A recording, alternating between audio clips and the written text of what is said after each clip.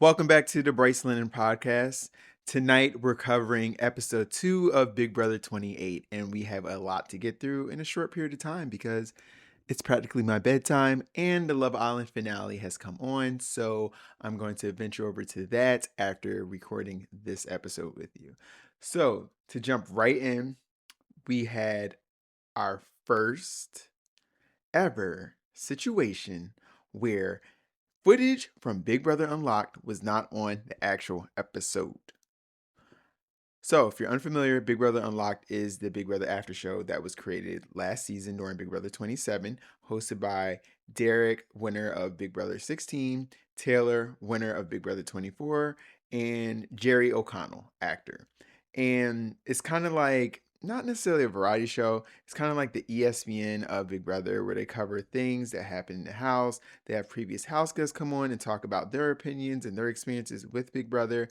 But this particular season, there was some footage that we didn't see in the episode, like the extra house guest that entered that I discussed last episode, which was D, entered on Big Brother Unlocked. Also, on top of that, we got some never before seen footage of an incident where Rick Devens, or let me just call him Devens, when he entered the game, gave everyone a hug, except he missed Taylor. And Taylor felt some type of way about it. And so much so, she had to remove herself from the room so that she wouldn't react. Now, do I think it was great to remove yourself from the room? Yes, because everyone knows if you lose your marbles too soon in the game of Big Brother, that's it. Your ass is probably getting nominated. But also, I don't think it was the best decision because you don't want to stand out.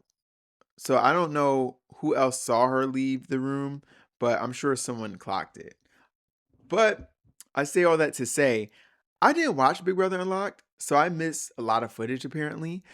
And when we jumped into this episode, we jumped right into the head of household competition where Angela, Devins, and Dee competed while the other house guests were split up into teams, and the show allowed them to help them win.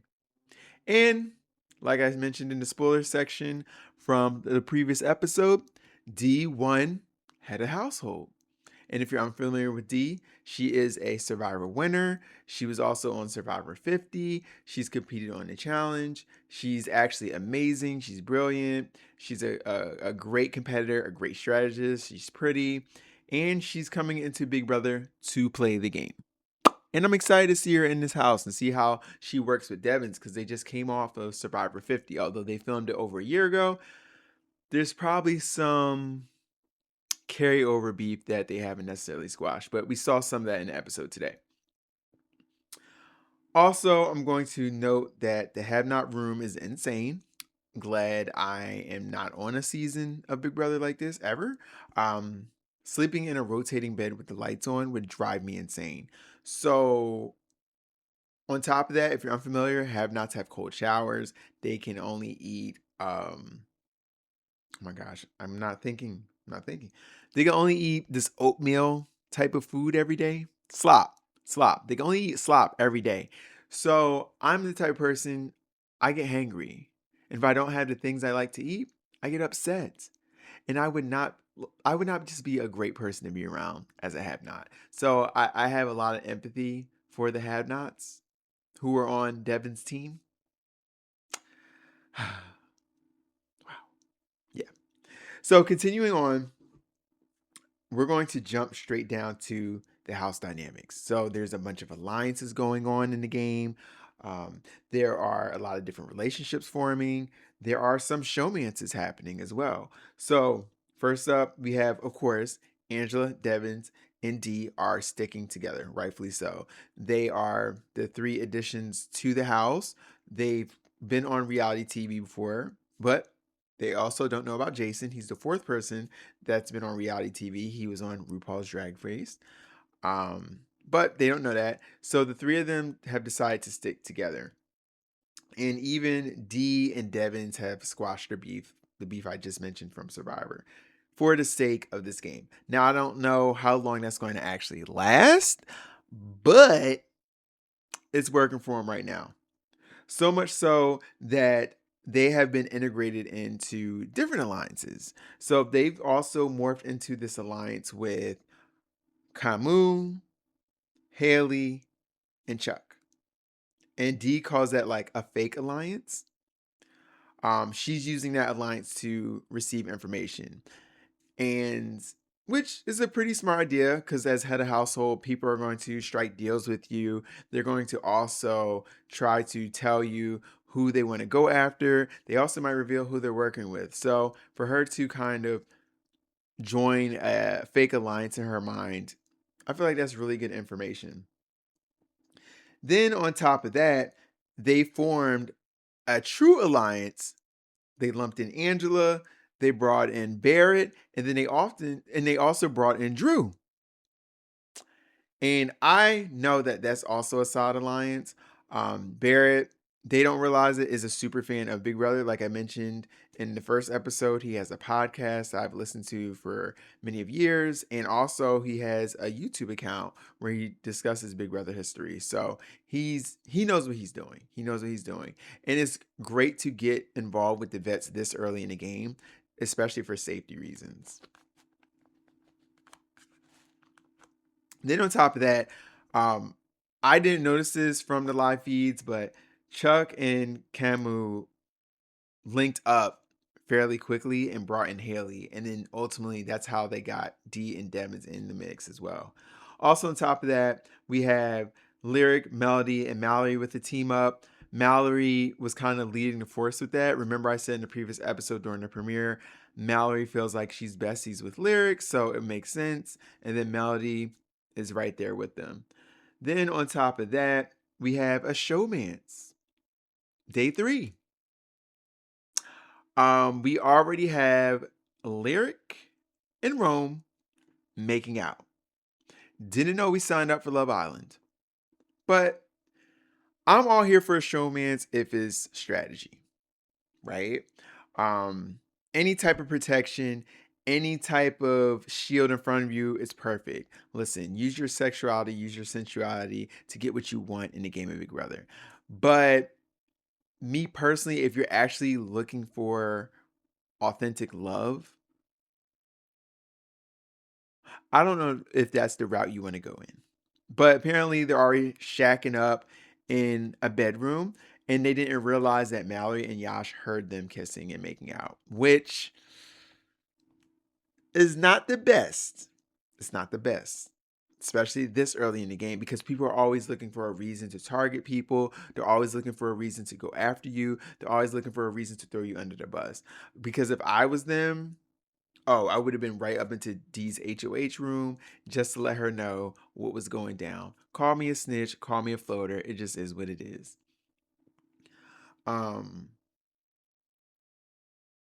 Let's see. So, some breakout stars from this episode. First up, I'm going to give it to Angela.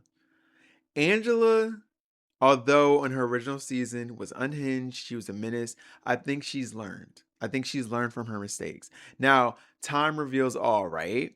Right now, like I said in the previous episode, everyone has their mask up. They have their mask up, right? We don't really know who everyone really is. But I feel like with Angela, she's really taking on that maternal role in the house. Like her conversation with Jason about queer identity was beautiful, and Jason feeling like he was never accepted, by a community, right? And then Angela saying, well, my son is gay, so I understand. And them having that heart to heart. And then Angela just not being perceived as a threat this go around. And I will say in her defense, on her first season, she won head of household the first week. So although she was a more mature house guest age-wise, that probably increased her threat level. Plus, she was a little unhinged with her power. This time, one of her allies has power and she's able to sit back and relax. So how she's been handling herself this episode, I really enjoyed her. I really enjoyed her. I'm not even gonna hold you. Also, a breakout star was Dee. Dee has been playing a very, I would say, a brilliant game to start off with. Like, As a winner of Survivor, she has $1 million in her pocket. You would automatically assume she's a threat. Although no one can really do anything to her as head of household, she has definitely played really dumb. Like she's like, I come from the Survivor world. I don't really know what I'm doing with Big Brother, but she does know what she's doing. She's a strategist. So people are telling her what to do in the game and who to nominate, but she knows who she's nominating. She knows who she really wants to work with, and they're taking the bait, which is to me is wild. Like I don't think I would ever assume that she really doesn't know what she's doing, especially knowing how Sari played when she entered. These people who are gamers, they're there for money and they're there for opportunity.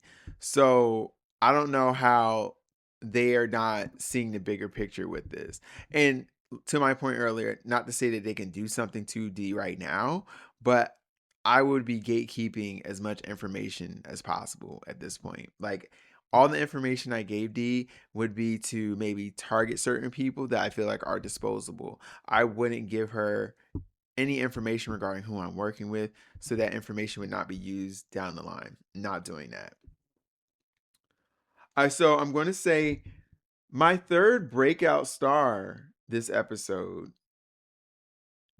I'm going to say, you know what? I'm going to say Jason. Jason didn't get that much camera time this go around, but like I said, I really enjoyed his conversation with Angela. As a queer man who's had difficulty fitting in different social circles, um, I definitely related with that conversation in general. Also, because Jason too is a strategist, how he has minimized his threat level so far has been amazing. Although Clock T, Angela realized that she follows Jason on Instagram. And I think he handled that really well.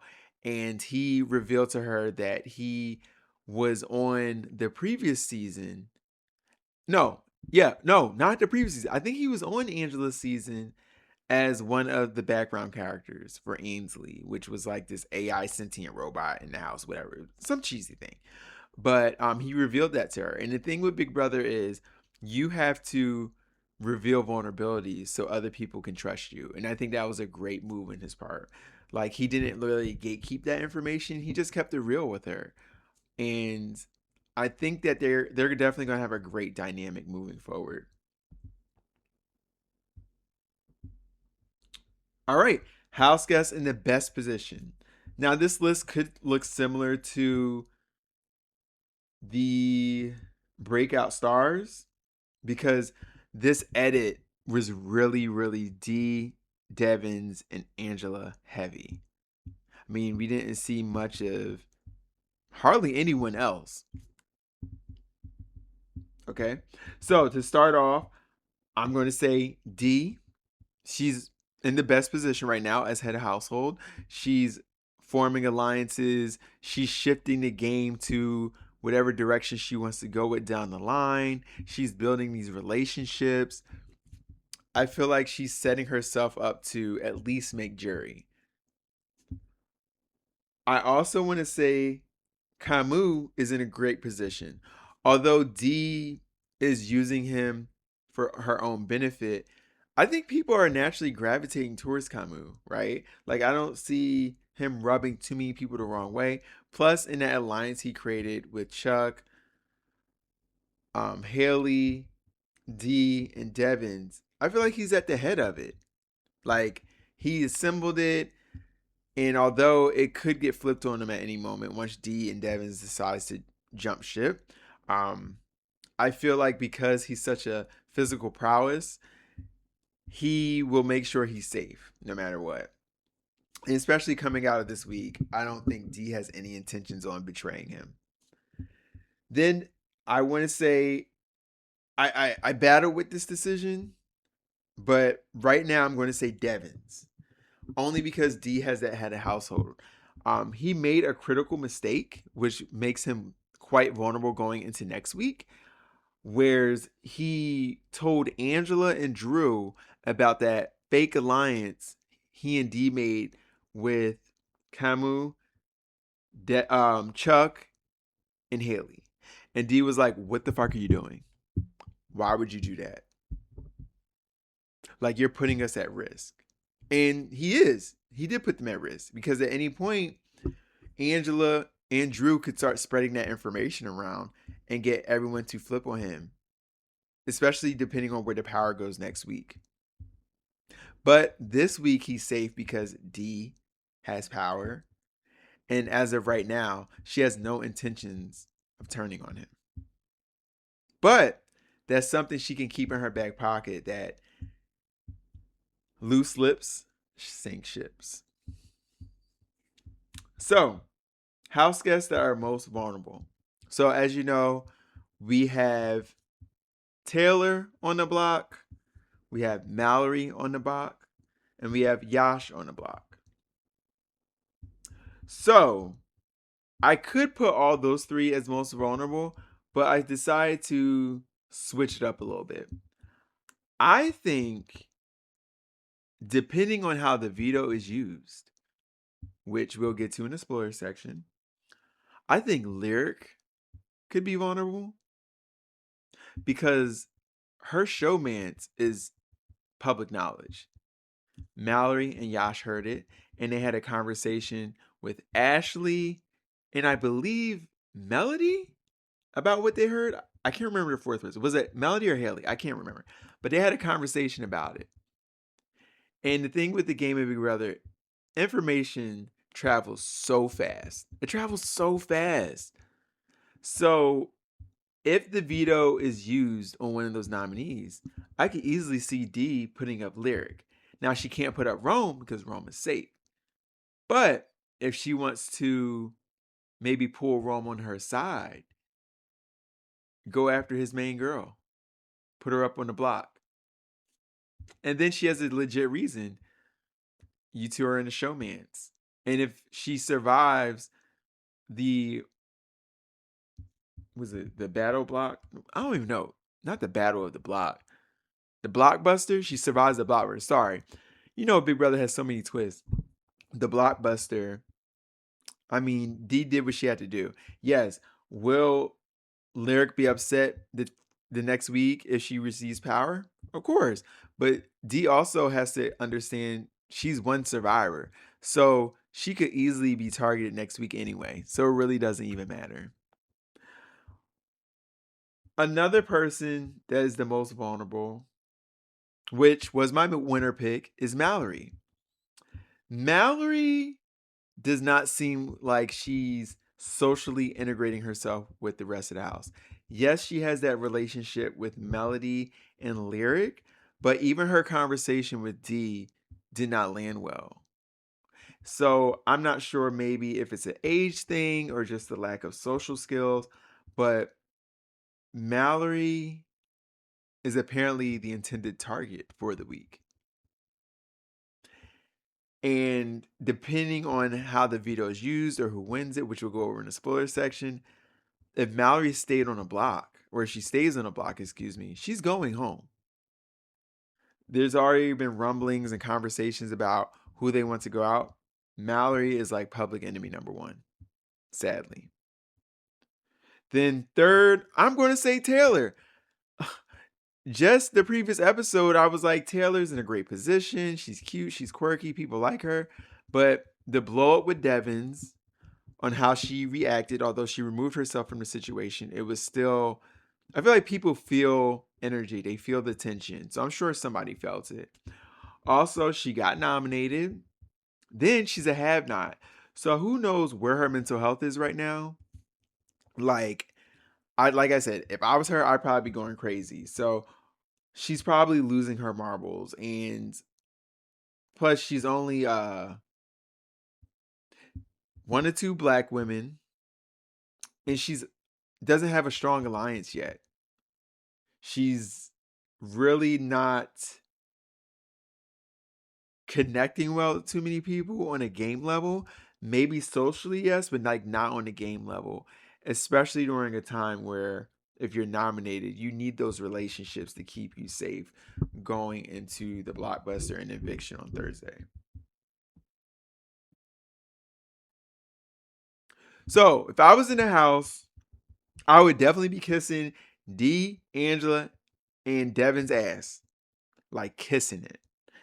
Um, Making food, having conversations, um, just building those relationships. Like let's play chess. Like let's do something. Because even beyond this week,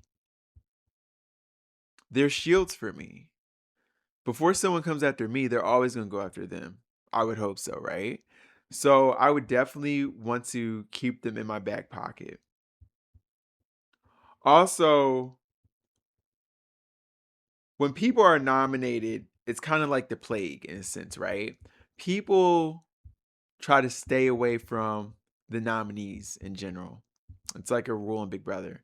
Me, on the other hand, I would secretly be having conversations with them.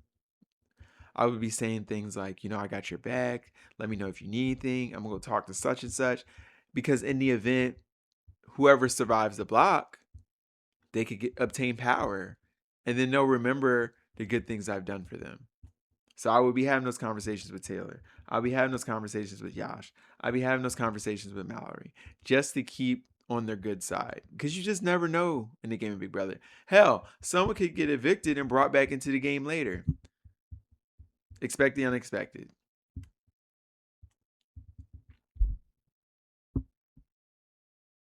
So last up, we got some live feed spoilers. Now, I've been really diving into the live feeds this weekend. I'll have more for you on Wednesday. However, the Power of Veto competition happened. And Mallory won the Power of Veto, my winner pick. So although she's still socially not integrated well, she's safe. And she's definitely taking herself off the block. Now, the crazy thing is, remember how she was working with Lyric and Melody? Before the veto competition was played, Melanie was turning her back on Mallory. And look how those tables turn. Now, the crazy thing is, Dee was talking about if the veto is used, she was going to put up Melody. But now, when I just checked, apparently Ashley could possibly get renominated in Mallory's place, meaning that it would be Ashley, Yash, and Taylor going into the blockbuster competition right before the eviction ceremony. That's going to be really interesting because depending on who stays on the block,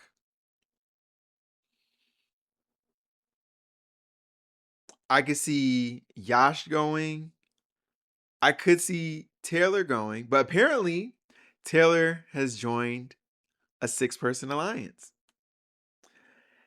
And I feel like Ashley might be the most at risk because although Ashley is very well socially integrated with the house, she's not in any major alliances. So people might perceive her as being disposable.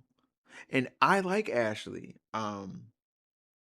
I want her to do well, but this just might be really, really unlucky for her going into an eviction. So when we come back on Wednesday after the episode, the power of veto will have been used, we'll have renoms, and then we can discuss further. So, hopefully you were able to hopefully you were able to soak up everything I was saying. Excuse me. It's a little late. Energy's a little low. But I'm really excited for this season. I can't wait to catch up with y'all on Wednesday to talk about it a little bit more. And yes, enjoy the start of your work week. We will catch up very soon. Take care.